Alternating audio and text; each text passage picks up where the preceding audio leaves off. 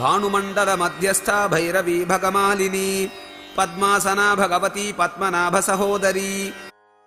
భానుమండల మధ్యస్థ సూర్యమండలములో కేంద్రము వద్ద ఉండునది. సూర్యుడు కూడా ఒక తార అనగా నక్షత్రం. తారకా మండలాలు ఏర్పడడానికి వెనుక ఉన్న తేజస్సుకు అమ్మవారే కారణము. భానుమండల పదాన్ని భా అనుమండల అని విడదీస్తే భా అనగా వెలుగును, అనుమండల అనగా అనుసరించి ఏర్పడు మండలమునకు మధ్యస్థ అనగా మధ్యన ఉండునది అని అర్థం వస్తుంది.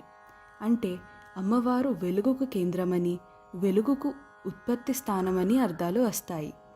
ఈ అర్థాన్ని బట్టి ఎప్పుడైనా ఎక్కడైనా ఎవరికి సంబంధించినదైనా వెలుగు లేదా తేజస్సు ఉంటే ఆ వెలుగుకు తేజస్సుకు ఉత్పత్తి కారణం అమ్మవారని గ్రహించాలి. అంటే సూర్యుడు, అగ్ని, ఇతర తారకలన్నిటి వెలుగుకు అమ్మవారే కేంద్ర కారణము. భైరవి భైరవీ స్వరూపిణి. భానుమండల మధ్యస్థ నామములో కాంతి మండలానికి మధ్య ఉండునది అని చెప్పబడింది. ఆ కేంద్ర స్థానంలో ఉండే అమ్మవారికి ప్రత్యేకమైన పేరు ఉంది. అదే భైరవీ నామం. భైరవి అనే అమ్మవారి నామం వెలుగుకు కేంద్రమును, ఉత్పత్తి స్థానమును సూచిస్తుంది. అమ్మవారే అనేక అనారోగ్యములను పోగొట్టునది అని కూడా భైరవీ నామానికి అర్థం. ఈ భైరవీ నామంలో ప్రతిపాదింపబడే అమ్మవారు అనాహత చక్రానికి సంబంధించిన ద్వాదశదళ పద్మము మధ్యలో ఉన్నట్టు ధ్యానించాలి. 12 సంవత్సరముల కన్యను కూడా భైరవి అంటారు. భగమాలిని వెలుగుతూ గమనము చేయువారిచే హారముగా అగుపించునది. సూర్యుడు, ఇతర తారకలు వెలుగుతూ ఆకాశంలో గమనము చేయునట్లు ఉంటాయి.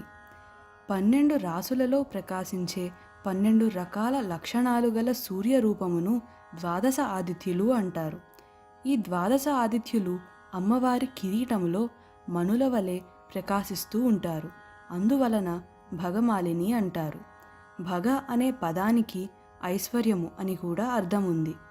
1 కన్నా ఎక్కువ సంఖ్యలో ఉన్న వాటి కూర్పుని మాలి లేదా మాలిక అంటారు. ఐశ్వర్యాలు 6 ఉంటాయి. అవి సమగ్రత్వము, వీర్యము, కీర్తి, సంపద, జ్ఞానము, వైరాగ్యము. వీటిని షడ్గుణైశ్వర్యాలు అంటారు. ఈ 6 కలిగిన అమ్మవారిని భగమాలిని అంటారు. పద్మాసన పద్మమును ఆసనముగా కలిగినది. సాధ్యస్థితిలో ఉన్న చోటు పద్మంలాగా విచ్చుకుంటే దాంట్లోంచి సృష్టిగా వ్యక్తమయ్యేది కాబట్టి అమ్మవారు పద్మాసన. మూలాధారం మొదలైన 6 చక్రములనే పద్మముల యందు నివసించున్నది కాబట్టి పద్మాసన. సహస్రార పద్మాన్ని నిలయంగా కలిగింది కాబట్టి పద్మాసన. భగవతి భగశబ్ద స్వరూపిణి. భగవతి అన్న భగమాలిని అన్న అర్థం దాదాపు ఒకటే అయినా ఈ నామాలను జపించి ధ్యానం చేయడంలో చిన్న తేడా ఉంది. మనం అమ్మవారిలో ఉన్నట్లు ధ్యానం చేస్తే భగవతి అవుతుంది. అమ్మవారు మనలో ఉన్నట్లు ధ్యానం చేస్తే భగమాలిని అవుతుంది. చైతన్య ప్రకాశ స్వరూపిణి అని ఈ నామానికి అర్థం. పద్మనాభ సహోదరి విష్ణుమూర్తి యొక్క సహోదరి. నారములు అంటే నీరు అని అర్థం. నీరు నుండి తామరకాడ పైకి వచ్చి దానిపైన పద్మం వస్తుంది. ఆ తామర పువ్వు విచ్చుకోక పూర్వం చీకటి, రాత్రి అవుతుంది. తామర పువ్వు విచ్చుకున్నప్పుడు వెలుగు, తెల్లారడం అవుతుంది. అంటే తెల్లారక పూర్వం నారాయణుడు, తెల్లారిన తరువాత అమ్మవారు. అదే నారాయణునికి సోదరి లేక పద్మనాభ సహోదరి. పగలు మరియు రాత్రి కలిసి ఒక రోజు అయినట్లు నారాయణుడు, నారాయణి అంటే ఈ సోదరీ సోదరులే ఈ జగత్తుకు ఆధారం అవుతున్నారు. భానుమండల మధ్యస్థ భైరవీ భగమాలిని పద్మాసనా భగవతి పద్మనాభ సహోదరి.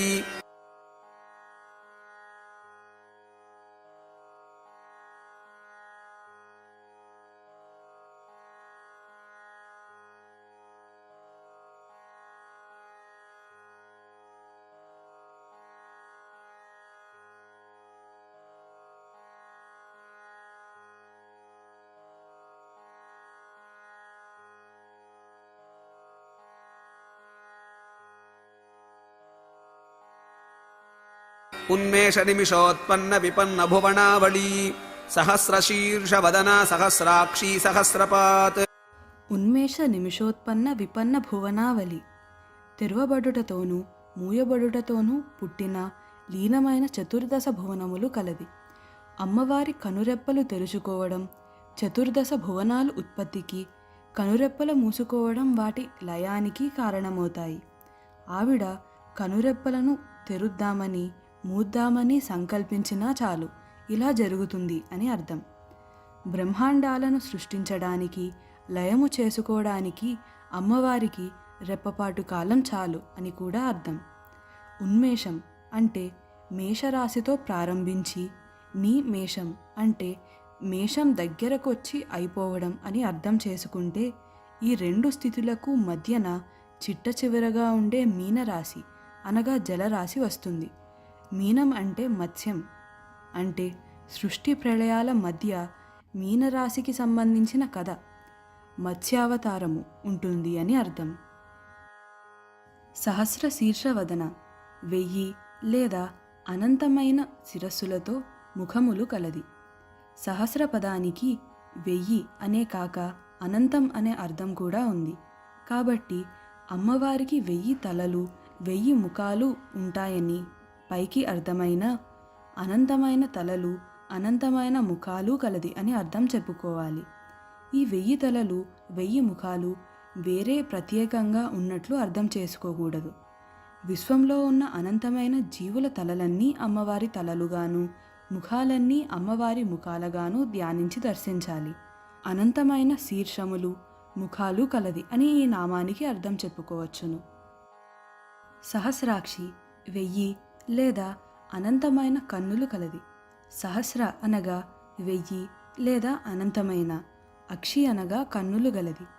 విశ్వంలోని జీవుల కన్నులన్నీ అమ్మవారి కన్నులుగా ధ్యానించి దర్శించాలి.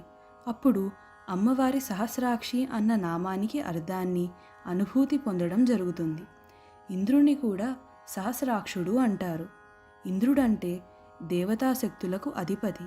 అమ్మవారు కూడా సర్వదేవతలచే ఆరాధింపబడేది కాబట్టి ఈ నామం ద్వారా ఇంద్రునికి అమ్మవారికి గల సామ్యాన్ని అర్థం చేసుకోవచ్చును.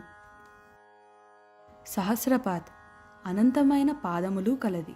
ఇంతకు ముందు చెప్పిన సహస్ర శీర్షవదన సహస్రాక్షి నామాల్లాగా ఈ నామాన్ని కూడా విస్తారంగా అర్థం చెప్పుకుంటే విశ్వంలోని జీవుల పాదాలన్నీ అమ్మవారి పాదాలుగా ధ్యానిస్తే ఈ నామం యొక్క అర్థం దర్శనమిస్తుంది. అనంతమైన పాదములు కలది అని ఈ నామానికి అర్థం. సహస్ర శీర్షవదన సహస్రాక్షి సహస్రపాత్ అనే ఈ 3 నామాలు విష్ణు సహస్రనామాల్లోనూ శివ సహస్రనామాల్లో కూడా వస్తాయి.